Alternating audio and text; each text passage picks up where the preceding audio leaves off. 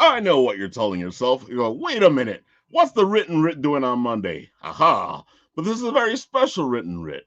We're just going to go off here and do things and find things out because we love the Off Girl comic book and we want to share it with you, especially before the holidays. So you can pick this up and share it with everybody else.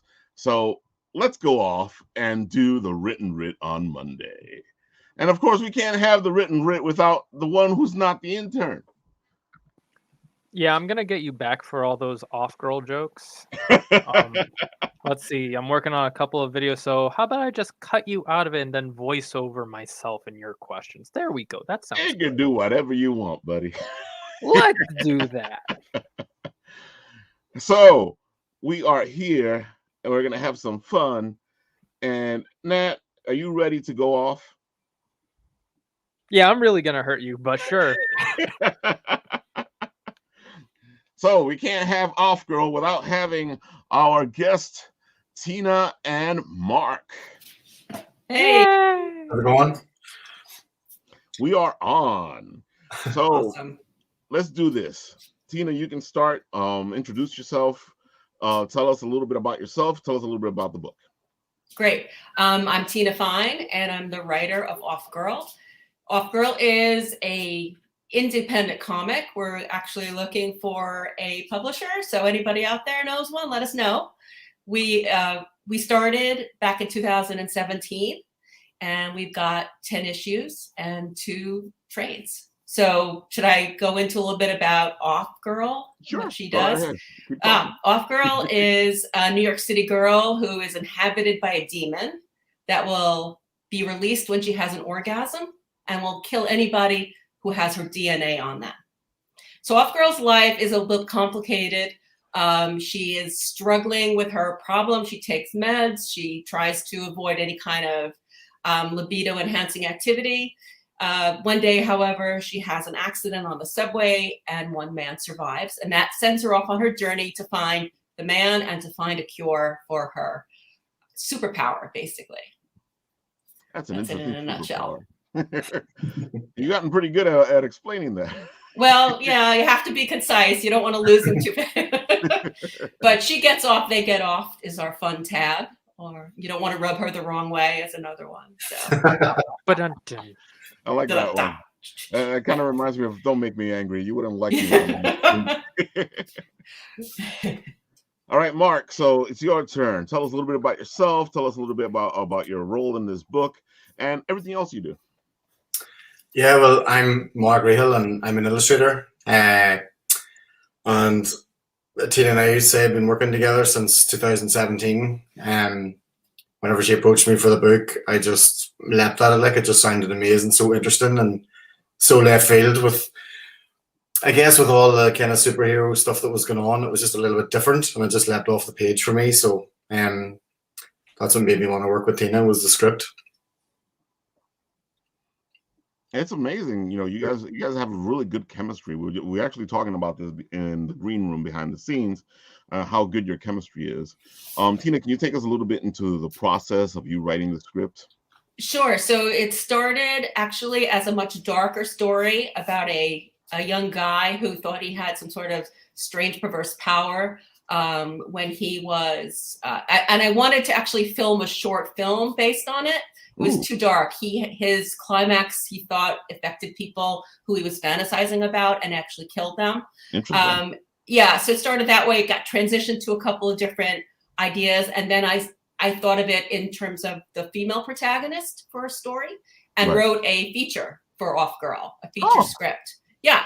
And then everybody was saying, well, if it's going to be a superhero story, why not make a comic? And I sort of investigated how to write comics. It took a class and it was just fascinating how to do that. So then I wrote the first issue script and started looking for someone to draw and found Mark, one of his illustrations on DeviantArt. And so it was about a three-year process from the first idea for the short till I found Mark and showed him the script. It was a journey. That in and itself was a journey, but worth it. Yeah. So let me ask you this. I find that like finding stuff to learn how to become a comic book artist is easy, but I find that trying to find how to become a comic book writer, it seems to be like something difficult. There's a couple of books out there, but you have to actually go looking for them to find them. How did you find the process? Yeah, so because I was in a writing workshop for screenwriting, and because I had actually written a short, a couple of shorts here and there, I had a sense of sort of the timing of a comic, and what an issue could do. And then I went onto Amazon and just got about 10 books on how to write, learning about what the gutter was, and looking at different comics and seeing how the pacing worked for telling the story, and then said, okay, I'm gonna copy that style, that format, how a story is developed and presented that way. So it helped that I had some screenplay writing experience, and then finding all those books, and then just diving in, and doing that. I've actually heard that before, that having screenwriting experience actually helps you with the comic book writing. Yeah. I know we were talking about in the green room that you get to be a little more descriptive when it comes to your comic book scripts. Yeah, because with it, like I said, when you're writing a script, a feature, you can't be the director, you can't be the costume designer. There's just not enough time. You have to be very efficient when you're writing a 120-page script, which is about a 2-hour story. But now when I send the script to Mark, I also send a PowerPoint, and I basically say, okay, I want her to be wearing this, and I clip pictures, and I say, this costume looks good, or some crazy thing on the runway. I'll say, why don't we put her in that? And so I'm being a little bit more of the costume designer, production designer, and all that, and a little bit. I don't do the direction. I don't do point of view, because Mark knows angles and can draw.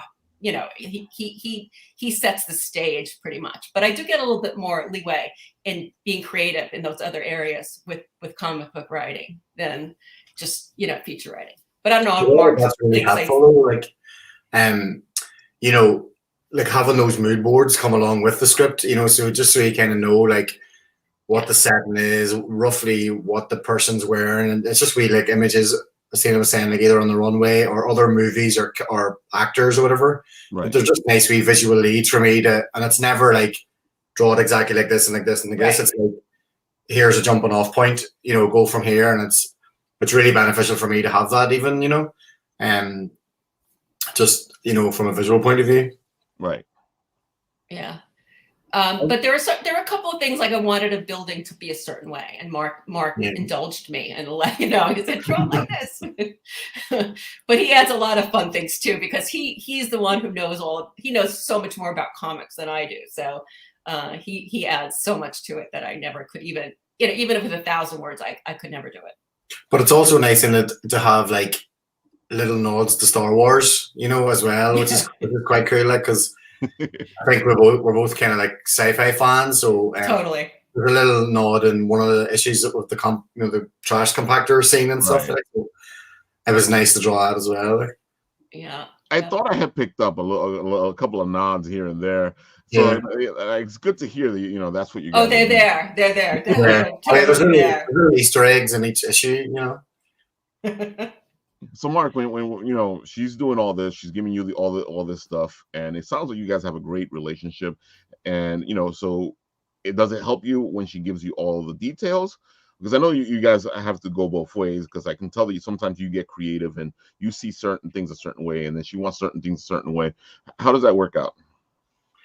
Yeah, well, generally the way it works, like with most comics, is like Tina will send me the script, and then I'll go off and do like rough scamps, whatever, and then it's kind of like thumbnails, whatever. But it's in that we'll kind of fine tune things. I'll try and figure out the pacing of the book and scenes, and then that's when Tina and I'll discuss, and she might say, cut that out or add this, or you picked that up wrong, or whatever it is, or Tina might be like, oh, I never thought of that, that's better, or so we kind of hammer out all those details in that stage, and then once all that's approved, then I can go off and do the final artwork then.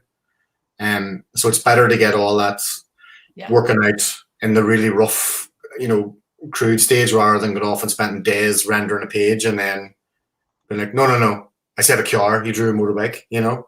Right. Yeah, Mark pretty much set the tone for the color scheme of all of the art, you know, from the very beginning, which is just beautiful. I mean, all the coloring is just gorgeous. And then Mark also would add a couple of more panels here and there to make the action, you know, more action, like because I have no idea how many pictures, you know, how long it's going to take to show something visually that's active. So yeah, so he does that too. I think I only one characterization was where and we won't have to say which one it was when I said she's not pretty enough.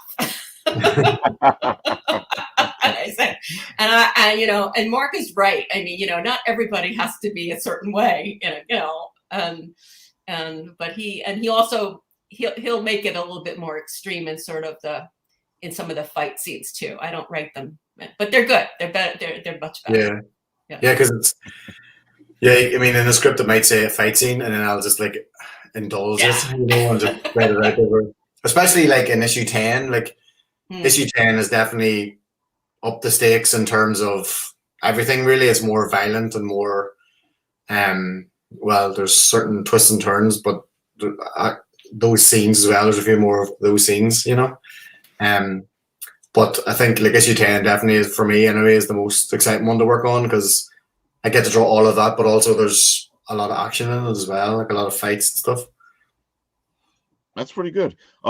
So do you like more detail or less detail, or is all what matters is how you guys are working it out? What do I like drawing? Well, you know, when she's giving you the script, she either gives you more detail or less detail. Oh. Which way works better for you? Well, I kind of like the way it's kind of in the middle at the minute. You know what I mean? Like it's just not Alan Moore, like completely like over analyzing each panel. But also it's just enough because it gives me a little bit of creative control as well. You know, so there's just enough, you know. It's certainly not overly descriptive, and then you know not under. Because you need room to breathe as well. I don't want every single shot, every single angle dictated to. Oh yeah, I don't even think I would do that justice because not the director of the thing. We were actually talking. And also, you don't want to carry the book on your shoulders either. You know what I mean? Yeah. Like So no, it's perfect.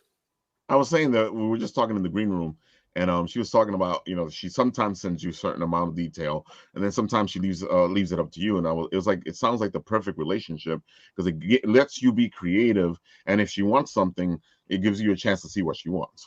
Yeah. But also that thing about doing the rough sketches, because then you know you can go back then and you know you can figure it out, and maybe I do something that goes over 2 or 3 pages, and actually I could have got that done in one, but it's not until you actually lay it out and then you realize that you're kind of milking it or whatever, or you can't follow it properly. You need more. You need to add more panels in. Yeah. Looking back at some of the stuff we did early on, I definitely, I have these moments where like, oh, can I go back in and just redo that a little bit, just a little bit. I don't know if that happens to other comic book writers or artists. I don't think there's ever a stage though where it's gone to like final artwork and then there's been a change. I don't think so. Has there? No. I mean, like looking back at issue 1. Yeah. Like there's some like I would have added like a story element, like a little bit differently, or a little bit. That's what I mean. I mean, it's they're perfect, but you know, it's sort of like when you have time to digest something a little bit more. It's like I get what you're saying, you know. Like I would have laid something in there. Yeah. You always like, you know. Yeah. It's fantastic, you know, the process, because I've done it before where you finish something, and which is one of the problems with writing is that, you know, you can always come back and go, I should have edited, and you're like, no, leave it alone. Walk away. Oh man. And I just love your art style. It works so well for this book. You know, we were talking again in the green room, and you know, she was happy that she actually found you because it actually fits so well with this. And I completely agree with her. I feel like that your art style actually gives this book really good class, especially like because this book can go a whole other direction. Yeah, I think that was I say as I was saying in the green room, like that was from the outset. We both agreed to not go too far. You know what I mean, and just kind of push it as close as you can. But just without being crass or whatever. And it still has I think it lowers the tone of the book if you start showing things you shouldn't be showing, really. And I think it's just your imagination is more powerful than what you can put on the page. Yeah, I get what you're saying. Yeah. And I like that. I like, because it kind of reminds me of older movies where you had to actually work at being creative. You couldn't just show everything. You had to actually work it so that you can actually be creative and leave it to the imagination of the viewers. Yeah. No, it was definitely the right style. Mark has always delivered the exact, right tone for whatever words I wrote down on that page. Oh man. But yeah, we didn't want an R-rated or an X-rated book or whatever, Yeah, but we still are adult. I mean, Yeah. we still have to sell it as adult because of the O word. And I think it's not because of the visuals, I don't think. No. In any way. So It's because we were kind of discussing our book. I think it was New York Comic Con 2 years ago. Yeah. And it was in around do you remember the issue of Batman there was the Batwang? Do you remember it in DC Black Label? And it's like we're not showing anything like that, and and we're still getting slack. Oh my God. Yeah.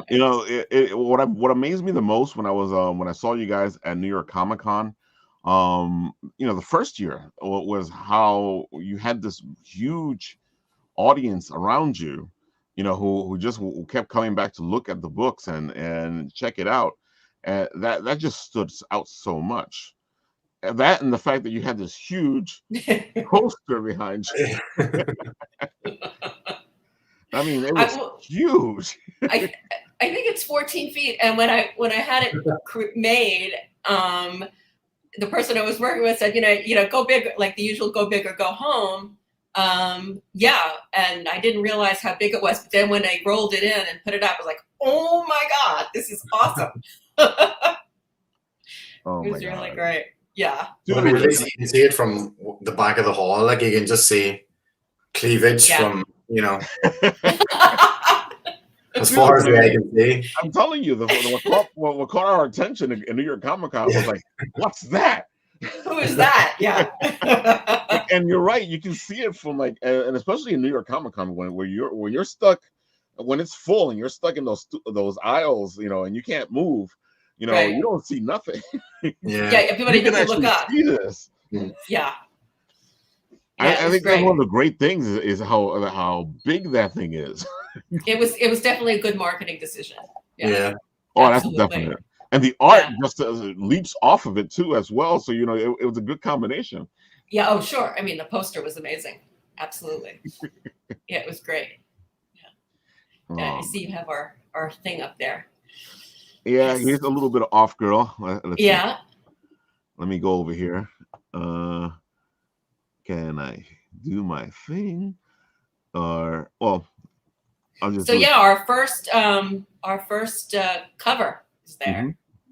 Mark, that was great. That's actual spread.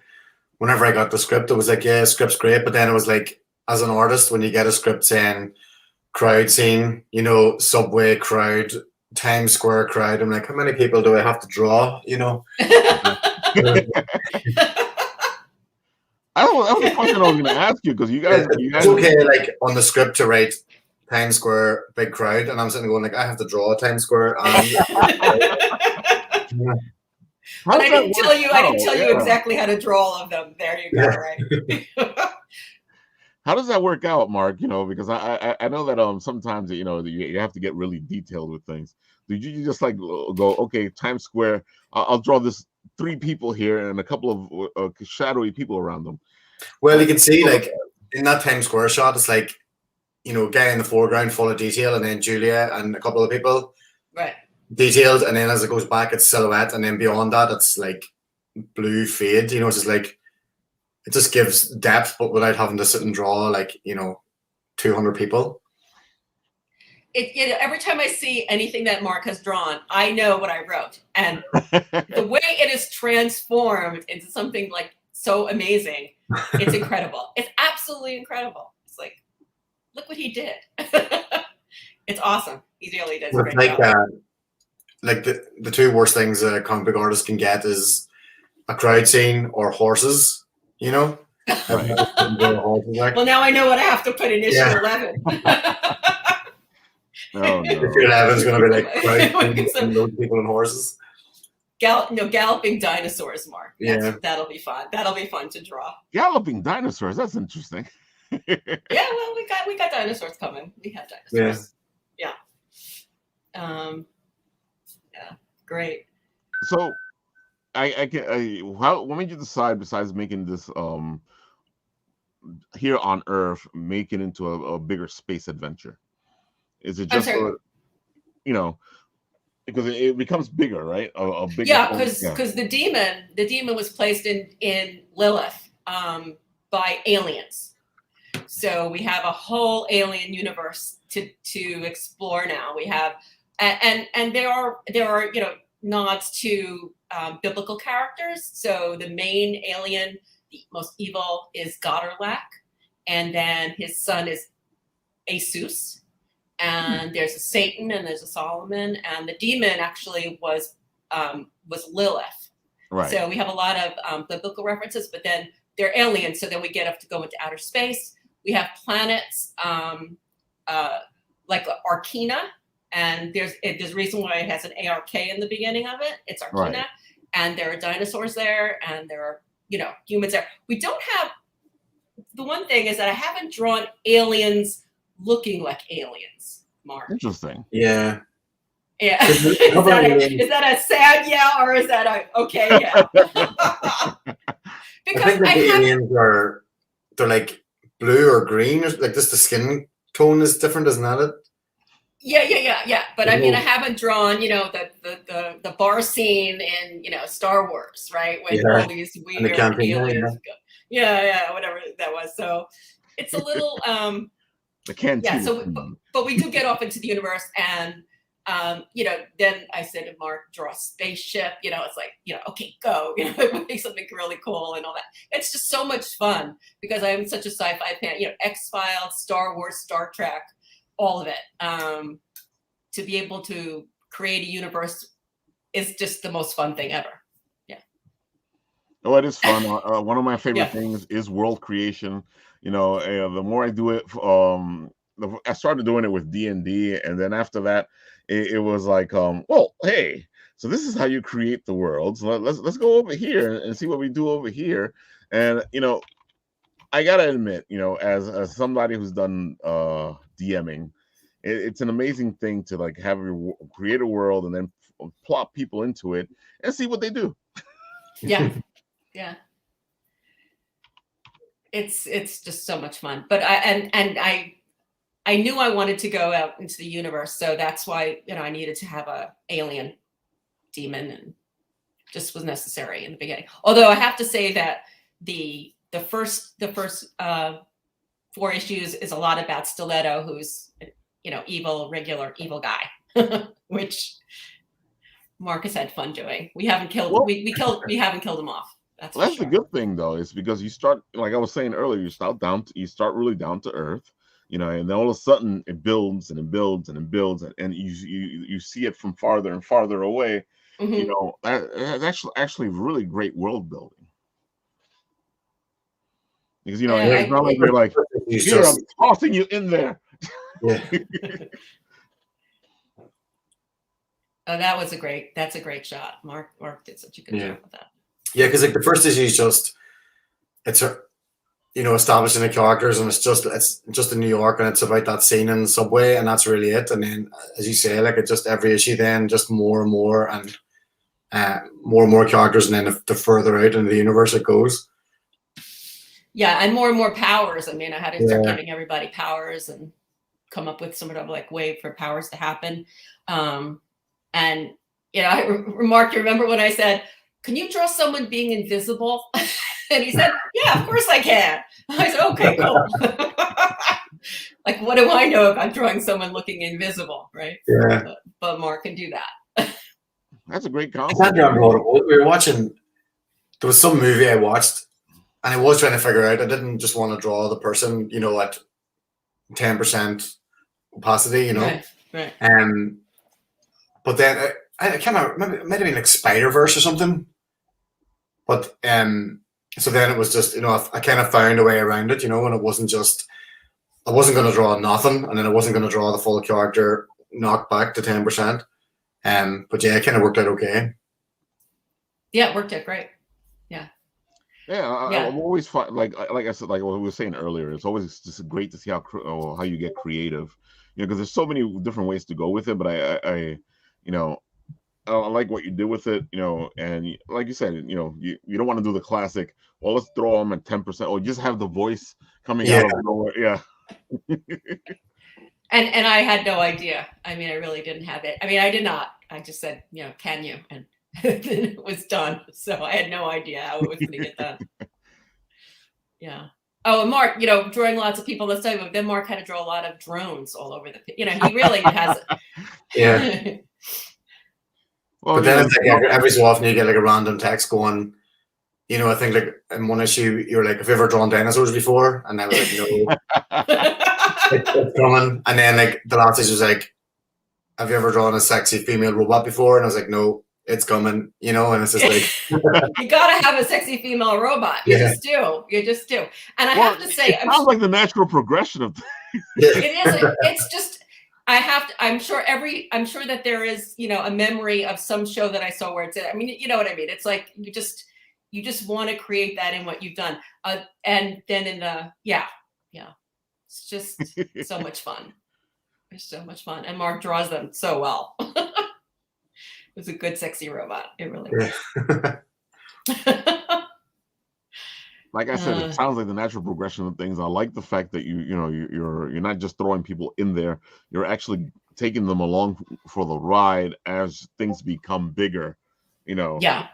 So it's not like, oh my God, how did this happen? You've actually explained to them how it happened. And there is some like, I found myself like the drone issues. I always, everything is sort of does have some current day influence. I mean, I remember learning about DARPA and that, drones are used like in so many different ways, for warfare, whatever. And then Amazon is sending packages out with drones. And there's just so many, there are a lot of things about the comic that has current day, you see what's happening current day and you sort of see it. It's not like some strange, event happening. Like a drone flying in is not something that you would not be able to understand in a regular day to day. Yeah, and a couple of years ago, a few issues back, like we're talking about like cryptocurrency and stuff as well, And yeah. For the second, like issue 3, 4, and 5, we have crypto billionaire taking over the financial markets. So there's a lot of current day stuff that was put in. I'm looking at these little videos as we're showing them off. This is a great idea, and I feel like there's people that do them out there, but I feel like you guys have gotten a good niche with it. You guys have figured out how to showcase your book really well. How do you get these done? So there's a platform called promo.com that you have to pay for. And they, you basically take a template and you replace the pictures. You can replace the pictures with videos, and then you could add the text. And you could do anywhere from like 3 seconds, actually like 5 seconds to even longer little promos. Then you download them, and then they have ways you could just post them right to YouTube, Facebook, whatever. So that's the platform I found that is pretty easy to use for someone who's not, super duper tech savvy.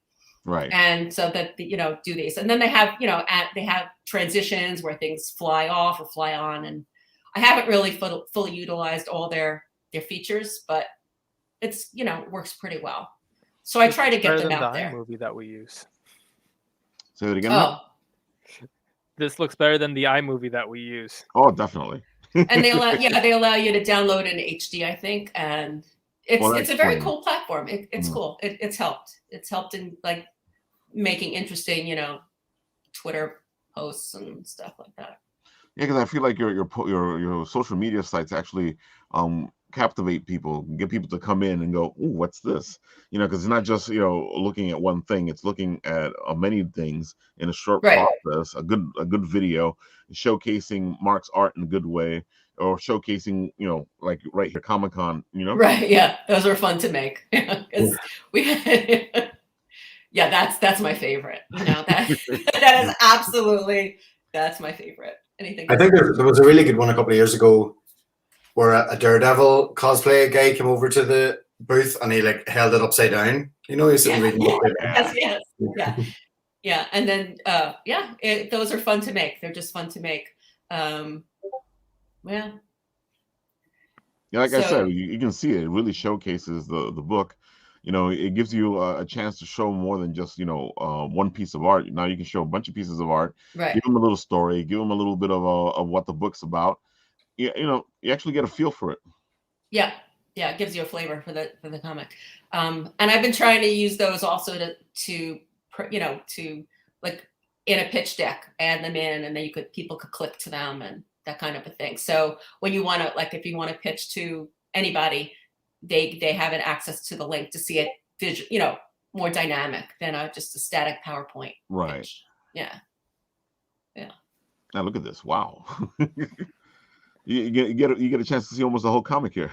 Yeah, we had a what would we have, a screen up at, which was the first Comic-Con, Mark? Oh, I remember that. Yeah. And I had to at the last minute. It was flipping through. I had to take out all of the really racy pages because I was saying, Mark, we have to shoo the 5-year-olds away from the screen.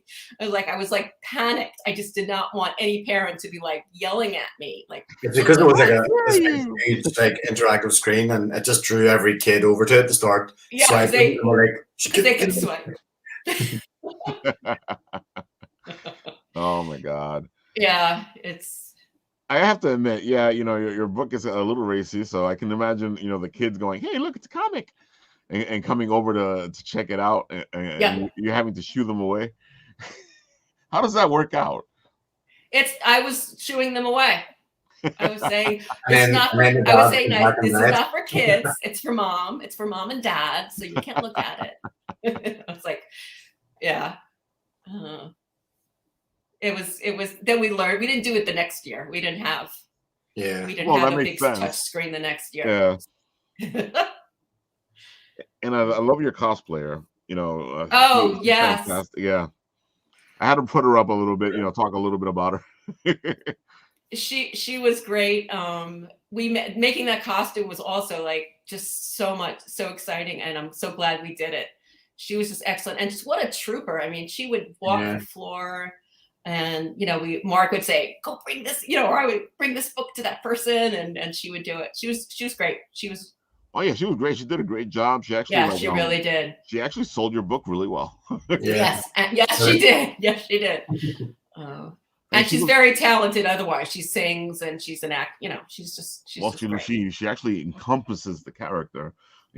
She has this mischief to her. It actually works out. Yeah. No, she's not shrinking violet. I mean, she's a singer, and she belts it when she sings. She just lets it all out. So she has no problem interacting with people and stuff like that. Yeah. Oh man. Do you guys get compared a lot? Because I know a lot of people like anime, and this has a certain anime feel to it. Do you get that comparison? This has never really come up to me, no. No. No. Not anime, no. Go ahead. No, some people have kind of said, like, have mentioned like Black Cat and what do you call it? Black Canary, but never like anime, no. It's funny because I get to listen to a lot of people talk. It's what I do. And they'll be like, "Oh my God, it's so anime," and I was like, "Really?" So I wanted to see if you guys had felt it. I'm not sure if Yeah. Nat has had any experience with it. No one has ever said that to me. No. I mean, no. I mean, maybe like if there's any kind of like fast action and speed lines and things like that, but you know, it's never really come up. No, like I've never put that together. Like I love anime, like, but it's never really come up, and no one's ever said it. No, that's the only comparisons were Black Cat and Black Canary, but it was just more, I think, with the cosplay, the kind of black leather outfit and the hood. I can see that. I can see that where people were like, how it has that Black Cat. Well, you know, Black Cat is very it's a very sexy character as it is. Yeah. You know, and Black Canary has her own sexuality too. So I can see where they would look at it and go, oh, okay, I can see that. Yeah. Yeah. But it was all of those, like whenever we were designing the costume, I was looking at all of those things as well. And again, it was trying to make it sexy but not sexy, so like you didn't want to run about in like a, you know, whatever, like bikini, you know, because it doesn't make any sense. Whereas, you know, the idea was like a black leather catsuit, but then it's like all the cuts in it to let, you know, Lilith out and stuff, you know. Right. So it was engineered that way. It makes sense, you know. It's not just a sexy bikini just for a sexy bikini. Do you know what I mean? Mark did most of the design on the costume. Actually, he really did. Yeah. There was I had some really stupid ideas for a costume in the beginning. And Mark, you know, got me. You know, he steered that boat pretty well, actually. But also, you know, I was always visioning it as a real world outfit. You know, I never thought in a million years Tina would get the suit made and there would be a cosplayer, but thankfully it was a comfortable suit. Like I didn't design, you know, like a kind of a Wonder Woman outfit or something out there that then, you know, an actual person had to wear, you know. It's funny though, because you know, like we were saying earlier, it's still sexy. You know, it's covered, but it's still really sexy. Yeah, definitely. 1 second. So speaking about sort of the way how you guys work together, has there ever been a time where one of you where like there was a miscommunication, but the end result ended up turning out better than what both of you had expected? I don't know. I'm trying to think now. Wait. I think because a lot of that's hammered out in, you know, so usually what happens is whenever Tina gives me the script, we have a conversation about it, and then I'll go off and do the scamps, and then we'll have a conversation about those. So if there was any kind of miscommunication or anything, like it would be brought up at that stage before it actually goes to artwork or anything different. But I can't think of a time. Can you? No, I mean, usually I'll hand Mark the script and he always adds things that make it better that I didn't have in there. Like I think you added when Debug, which is the drone, bumps into Julia when she's invisible. Like I didn't have that humor, I don't think, in the script, but Mark added the humor. So there's a lot of things that he adds, and the only time I ever said anything was, like I said, she's really not pretty enough, Mark. You really gotta make her look prettier. And that's the only time I've ever really had an issue. And I think I came back twice, right? I think I came back twice with that. And it's such an insignificant thing, so, you know. Yeah.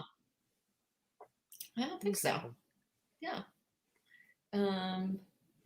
I think there are some times where, well, you know, Mark has always been able to show what I wanted to have shown better than I imagined, actually. But then also there's a few times where you kind of catch it in the script, you might have written something, but then when I go to draw it, like in one of the issues where she was in that invisible issue, like she was naked and they snuck into the base.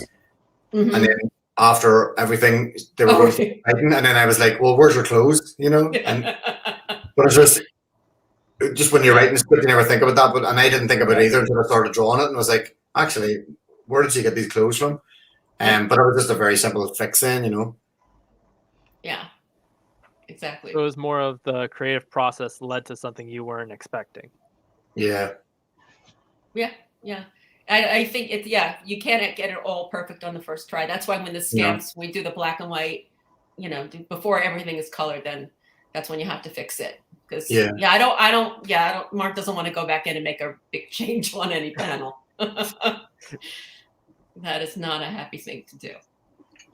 Oh, so those pictures of Jill of OffGirl were taken. We went on like a little photo shoot around the city before Comic-Con to get her in Times Square, and they had those like strange cages up there. It was kind of weird, but we did that. That was also. I was wondering because I was like, I don't remember that in Comic-Con. No, it was. We went walking around the city, Times Square. There are a couple of photos I have of her with some New York City cops, and then in front of on that big stand that's up in Times Square around New York. Yeah. Look, I'm confused here too because you can see Bit Apple going, "Cool, what, when, where?" Oh. Yeah, because I remember I saw these pictures. I was like, I don't remember that in New York Comic. Yeah, no, we were walking around the city, and also to get her out there and see what it was like. And she was such a trooper. There was also there's a scene in the end of issue 4, I think, when OffGirl is with the girl she rescued in a bar, and she's singing. And for some reason, I'm having a moment where I can't remember what she's singing. Oh my God, Mark, do you remember? It's what's her name? Anyway, so we have her a live picture of her doing what is done in the comic after the fact. That's pretty cool. Yeah, I gotta look. I gotta see what it is. Of course, it's gonna keep bothering you until you remember. It's gonna make me crazy. It's gonna make me crazy. Hold on here. But you guys did a great job with it, and you're right. She's a great trooper because she did all these things. She is Katy Perry? Yeah, Katy Perry. Yeah. You're like the others, futuristic lover, whatever. Yeah, Katy Perry. I guess it's okay we quoted that, right? Is that okay? I don't know. Who knows? Maybe Katy Perry will be like, hey. I know, really, Katy Perry, put on the OffGirl.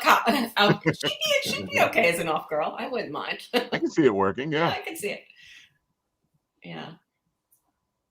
So how was the reaction to the character in the city? We didn't get a lot of. We didn't have a lot of interaction with people out there. It just they were looking, they were watching. No one really engaged, which was kind of disappointing, but it's okay.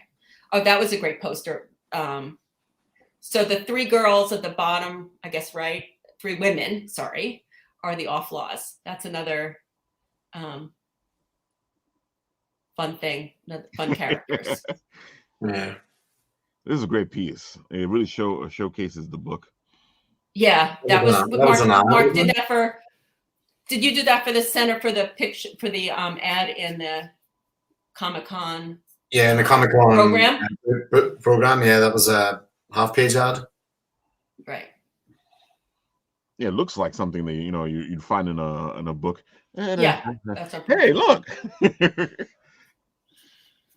Yeah. Oh, and Mark, you want to say about your cover? Yeah, that's a trade in one of the comic shops in Dublin. But yeah, the cover has like a spot UV on it, like a varnish, so like it shines in the light. So the cover's matte, and then just OffGirl herself is covered in a spot UV, like. And the same in the second trade, we just kept that going as well. So, I think it just kind of makes it stand out from other like indie books. Like a lot of indie books are, look a bit cheap and tacky, whatever, and it's obviously down to cost, and they go for the cheaper paper. But we certainly went high end on the production value, like, and it pays off. Like, it's a stunning book, like. I agree. It really feels good in your hands. Yeah, and I like the matte with the shiny. I'm gonna call it. It also feels good when you're holding it. Yeah. And your book does stand out. It gives it a whole different look. It doesn't look like other books. Yeah, I think a lot of that as well, aside from the style and everything, is the color palette. Because the skin tones are gray. And it's just. That in itself is different, that right. Stands out from other comics. Yeah, the grayscale is great. amazing. Like we love the book here, and that's one of the reasons why I wanted to have you both on, especially during the Christmas season, because I want people to go out there and go, this is the book to get to show For to 17 and yeah, older. For 17 and older. exactly 17 and older, For which 17 means, and older. Don't get all me the in trouble. teenagers are going now. Okay, buy book. Yes, I am 18. Do not worry. And I have to admit, like, we do get a lot of buzz when we're walking around and we're talking about it, and we like to bring up the book to people as well, because it's a different type of book. It really I don't know. There's something special about it. Thanks. No, we just we'll just keep doing it until we don't. But there's there's definitely more stories, more story arcs to tell. I don't want to go too far off the basic characters. I think that would be bad. And so everything is just mostly Julia focused, her coming to terms with her power and or using it for good, but also wanting to be normal, which is sort of like, what does that actually mean anyway? So it sounds like what people want to be. They want to be normal. Yeah. But I like that was great. That scene, that still, that's just like, well, every frame that Mark draws is great. But that like the description for that was like, corpse on the ground with the stiletto heels in her eyes, and it's like, how am I going to draw this? Yeah, I gotta admit, like, how did this happen? Because how do you explain this? Well, well, what words means, yeah, you say, a girl is laying in a back alley and she's got stilettos piercing her eyes and she's dead. It's like, it's a Brooklyn back alley, by the way. I thought it looked familiar. Yeah, that was what there's OffGirl promoting the book. And that cover is cover 2. That's Lilith. That was when, that was the demon. I like the fact that you guys have the individual issues and you have the collected issues. So far it's 2 volumes for what you have so far, right? Yeah. The first volume collects which issues? 1 to 4. Each issue has 4 individual issues in it. So 1 to 4 and then 5 to 8. All right. So the next one would be 9 to 12. Yeah. And you guys are at 10 now, right? Yeah. So 10's written, and I'm currently working on 10. He's working on 10. When would when do you guys think you would be releasing 10? Well, Mark is in the final stages, but it depends on his schedule. schedule. I mean, it could be finished and then could just sit for a while, because it can be released for like a comic convention or when comic stores are open or whatever. We didn't do a print run on 9 yet either, because we figured we weren't going to Comic-Con. So 9 is only digital and 10 will be that, and then I think we'll maybe print the individual issues when we have a lot to print, because we don't, I was actually thinking that. I was like, oh, wait a minute, I don't remember picking up 9. So yeah, I want to. I like print. Me too. Yeah. I definitely like print. But I like holding the book in my hands. I think the issue was like, with 9, you would get it printed and you would have like boxes of hundreds of issues, and then there's no comic conventions, there's no comic book stores open, and you're just, Right. So I think it makes sense. Yeah. Like, so say for a Comic-Con 2022, then we could print whatever it is, 9, 10 or 11, if it is that as well. And then just have all those there, just say there's no point in printing the books and just having them in the house. Mark is practical. Thank you, Mark. And I have been so tempted. I have, just a small printer at home with color printer, like printing 20 pages on my color printer. I'll like use 2 things of ink. It'll just not be, it makes no sense. But I really want to have a print copy. Yeah. Oh, there's Mark with OffGirl. It was funny that you're saying Mark is practical, and then I got the picture up. I was like, hey. Yeah, well, he does draw the comic. He's there. That's in front of. That's the background. That's the backdrop. You can see how look how big big. Look how big that background good, is. Good place, Mark. Good spot to be. Oh, I have to, like I said, that poster is just amazing. You know, the one that you guys had at the con, it is huge, and I mean, it really stands out. I think it's 14 feet. Yeah, it's great. Comic-Con was fun. Oh my God, Comic-Con is a blast, and we love running into you guys there. You know, and we and like I said, we love the books. We like to showcase you guys. And again, Mark's art is just amazing. Now that we have, let's share a little bit of his stuff. Hold on. Here we go. Share screen. And there, Mark. Here we go. Boom. Yeah. Wow. Mumra. Mumra. Dude, man, when I saw this, I was like, damn. I'd actually drawn Mumra like about 15 years ago, like old Mumra, you know, and the hood and everything. Exactly. And then this was for Hero Complex Gallery in LA.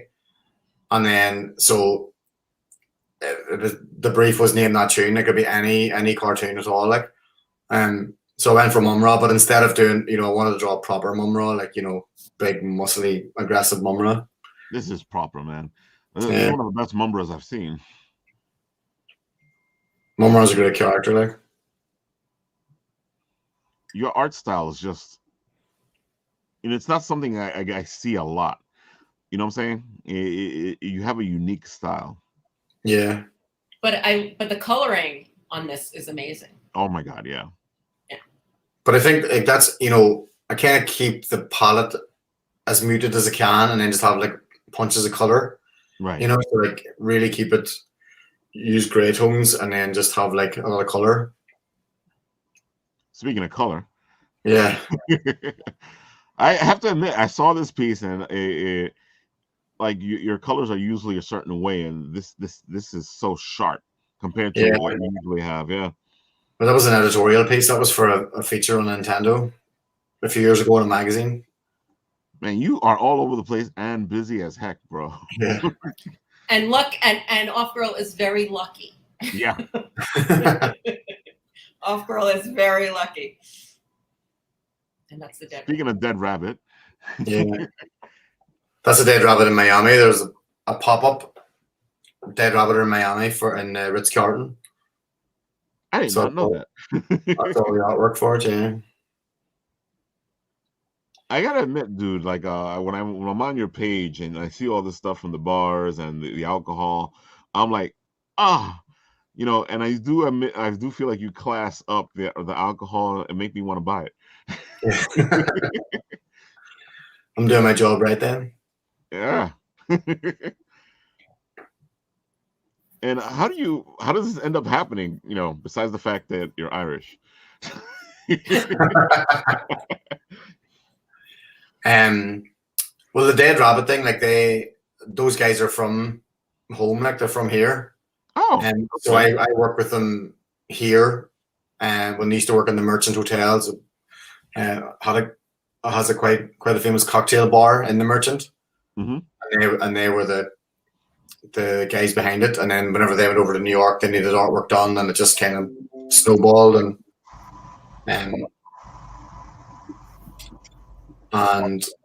I just started working just kind of fell into that industry then. So it's like other bars and restaurants and hospitality and packaging for like whiskeys and all that kind of stuff. It just snowballed. Right. Yeah, like, dude. Every time I'm on here, I'm like, oh man, I want to drink now for some reason. Yeah. But you are so, like, your art is like in the bars, it's in the comics, it's in the magazines, it's all over the place. You know, your style like it looks like people are clamoring for you to like do their stuff.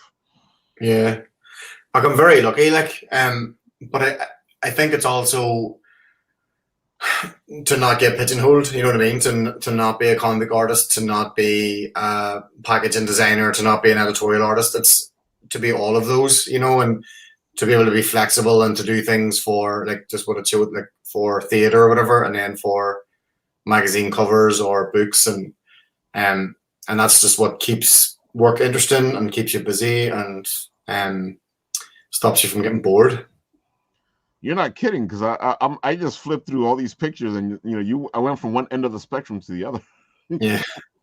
And I agree with you. That is a great way to keep yourself, doing things, to keep yourself moving. It's one of the things I like to do with my writing. Is I don't want to be, a lot of people go, "What's your genre?"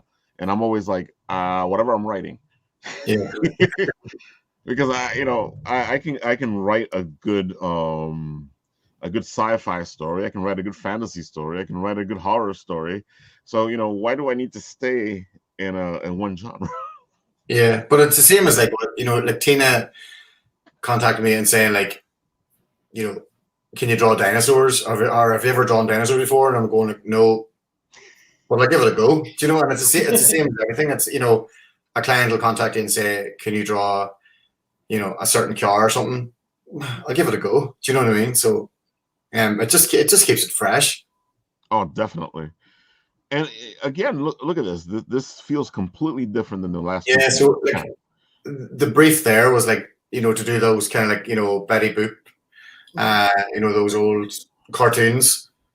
And as I had never drawn that before, but it was like kind of with a modern twist. So it was kind of working down that, and I think it said in this post as well, like this is what the client wanted. He wanted this kind of style, and we went down that road, and it was all done, and it was all signed off. But I was like, I've got this image in my head, and I really want to. Can I just put it down on paper? Like, can I try my version as well? Ooh. So they all loved this, and I love this illustration, but then I just had this image in my head, and then when I did the image, when I got it out, they were like, that's what we're going to go for. So nice. It took a complete U-turn, like we were ready to go on this, and then it went to what it became then, the Alley Cat old-fashioned whiskey bottle. Yeah. I remember seeing that on your Instagram. I was like, ooh, that looks different. And it's funny because if you look at it compared to the other ones you've done for the other alcohols or the bar, it has a different feel to it. It doesn't feel like the other ones, which is what you were just saying. And I like that. I like the fact that I can tell it's your art, but at the same time, it's something different. Yeah, but that's the other thing. Like, you don't want, like, if I was working on another comic book, I wouldn't want it to look exactly like OffGirl, you know. And if I'm working on something for the Dead Rabbit, I don't want it to look like another bar. Then, you know. So it's kind of like, yeah, it's my stuff and my style, but different, each time. Completely, yeah. And you do a good job at it. I one of the reasons I love your art is because you're able to just pull these out of. Look at this piece here for Starburst. The whole Doctor Who genre. You've decided to go a whole different way with it. Yeah. That was another one of those hellish briefs where like I wanted to draw all of the doctors, and it's like at that stage there was, what is that, like there was like 12 of them or something. I was like, 13, and I was like, okay. And go ahead. No, that was it. Okay. Just give me a brief that says draw one portrait, I'm happy with that. Yeah, I can see that you're good at doing the multiple characters up there. Well, what's your favorite? Is it one piece at a time, or do you like to do stuff like this? I really enjoy. I kind of like the one that was past there was kind of like Guardians of the Galaxy. Like I like having like almost like a montage, like not a floating head thing, but trying to. So like whenever I was doing the cover for Starburst, you're kind of trying to tell a story of the film without giving too much away, or That's so true. I like doing that. The kind of like Drew Struzan kind of movie poster stuff, Yeah, like this. This looks amazing. Yeah. And this looks like a movie poster. Yeah. Oh man, yeah, you got an incredible style, brother. I really like it. I like what you do. It does make OffGirl really stand out to everything else because it doesn't look like anything else. Yeah. But I think that's the thing. Like when you go into a comic store and all the books are on the shelf, OffGirl automatically looks different because of the, I say the style is part of it, but it's even just the colors. Like there's no other grayscale with bunches of colors, and then the big pink logo and stuff. It definitely stands out. Amazing. And that's why exactly I wanted you guys on the show, because I wanted people to see how amazing this book is, and to start ordering it and get it out there. Here's a question for you guys: have you considered going the Kickstarter route? I think we've had a couple of conversations about that, haven't we? every time another book comes out, I say, gee, maybe we should do a Kickstarter. But we haven't done that yet. And then it's a lot of work to do a Kickstarter. It is. It's a ton of work. Believe me, I have a lot of friends with Kickstarters, and that's all I hear about. Oh, really? But we haven't done it yet. But maybe it will be in the future. Maybe, yeah. I don't know. It'd be a good way to showcase your book, a different way to show it off as well. Yeah. I know some people have done that before, where they already have the book ready to go, but they do the Kickstarter so they can, support the book, but at the same time show it out there. Mm-hmm. Yeah, it's a good I mean, I've noticed there are lots and lots of comics that get going that way. So it's definitely considered a couple of times, but not yet. Maybe we will, Mark. I don't know. Yeah. I'll have to do a little bit more thinking about it. Yeah. Well, it's good. It's a good thing to think about. It's a good way to go with it. Here's the question. And you think that they're mostly successful on 70% or reach I their find goal, that most of them are pretty successful, especially if you already have a good base. Okay. And I think you guys already have a good base. You guys got people that are actually trying to get your book, so I feel like that'll help you out. And at the same time, I know the circuit is that you do stuff like this, and you get your book out there, and you share it with people. And then they get to see your book because they're supporting it on this Kickstarter that you're doing.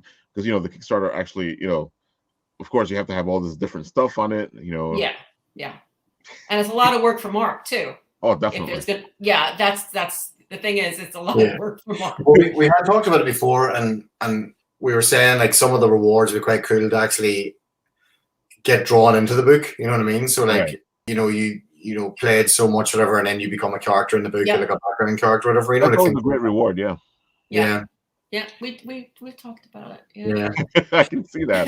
I can see that there's been a conversation going on here. Like almost every other book. Should we do a Kickstarter? All right, so we're near the end here. So, Tina, we'll start with you. Where can they find you? What else are you doing? All the good stuff. Go ahead. So I'm actually, like I said, I'm writing a couple of scripts in my free time and pitching them, but otherwise mostly working on OffGirl. You can find OffGirl at the website, offgirl.com, and volume trade number 1 is also on Comixology, so you could search for it on there. So on offgirl.com, and I think Mark, do they have a way to contact? Well, I think they can contact him on his website also for that. Yeah. And I'm at tinakarenfine.com. It also has a link on that to the other stuff I've done, my short, and also back to OffGirl. Yeah. And Mark? Yeah, well, I'm just markreihill.com. And I think there's links on my website for the Comixology and stuff like that. And I'm working on OffGirl 10 and a load of stuff for different bars and some whiskey packaging and cocktail packaging, editorial, and busy. Dude, man, like I said, you're my best friend. I keep seeing all the alcohol. I'm like, hey, dude, I like this. Yeah. I don't know if it showcases me as an alcoholic here. Yeah. Oh my God. Dude, do you guys a favor, look both of them up. You know, they're easy to find. If you find, I love the fact that Tina Fine is so easy to. Oh, look, there's Tina and Mark Reihill. Oh, there he is. if you type their names in, you'll find them easily. Believe me. But do Tina Karen Fine, not Karen. Tina Fine. That makes more sense because sometimes I have to like I'll find you pretty quickly, but there's other finds. Yeah, there are other Tina Fines that's they're not me. I'm not going to say more, but some of them are not me. They may look like me, but they're not me. Yeah, no, they don't look like. I've been told that they don't look like me.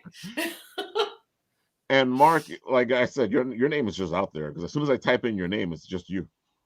Yeah. Well, that's amazing, you know, because you know it takes a lot of people a lot of time to do that.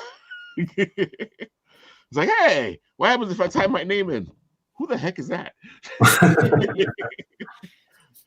So you could do your guys yourself a favor, pick this book up.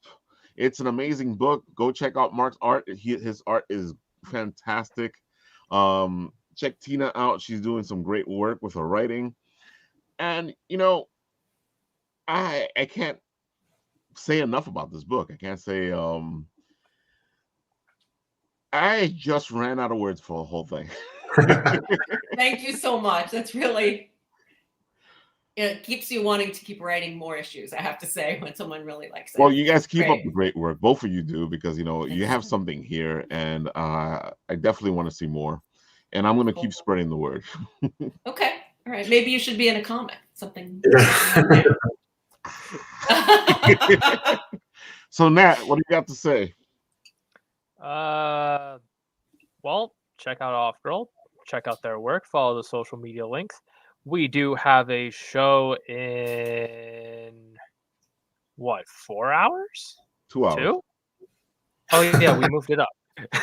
It's at 7:30 now on Mondays. And I'll let that show do the rest of that outro.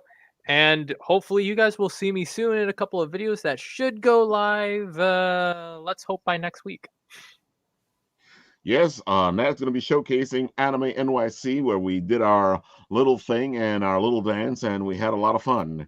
And of course, if you love Fate, the video game, then you will love these videos coming up, because they are very Fate-centered. And if not, check out our trailers for what we did at Anime NYC, because we had a blast. It was an incredible experience, and you guys should go next year because it's fantastic. You guys might want to go and showcase your book there. I think this book might do well there. Okay. And Anime NYC is an incredible experience. All right, guys, I will do what I always do. Make sure to check us in 2 hours, where we have Apple Bites, and we will have some guests and Leslie and me and some Christmas stories and some Christmas ghost stories and a bunch of stuff happening today, which we are setting up for you. So I'll do what I always do now. I'll press the button here and see what happens when it ends. Who knows? Nobody knows, because